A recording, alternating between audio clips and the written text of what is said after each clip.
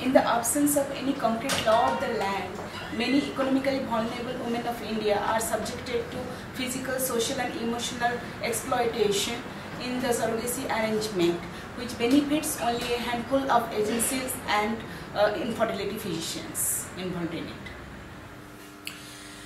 From giving the pleasure of having a child to a childless parent, a noble idea which has now turned into a commercial organized activity.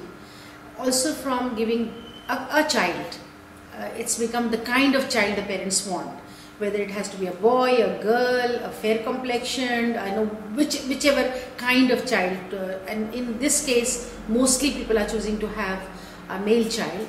And thirdly, to coming from a relative or a family member who's trying to help, now catching a helpless woman who is really in dire need of some resources for survival to rent her womb. The whole area of surrogacy has become now a big problematic in India for two reasons. One, because we do not have a proper law to regulate it. There are some guidelines of the Medical Council of India which are really very open, very loose and are open to interpretation.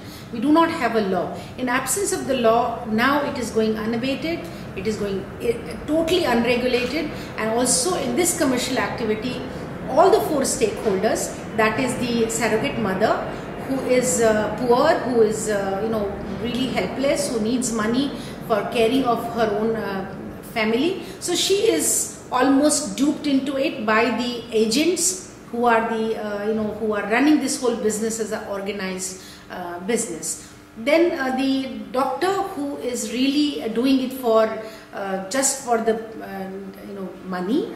So there are a lot of unethical practices which are they are engaging in. For example, if it is to be IVF is to be done only 3 times, they can go to 10, 11, 12 times, which is really detrimental to health of the woman.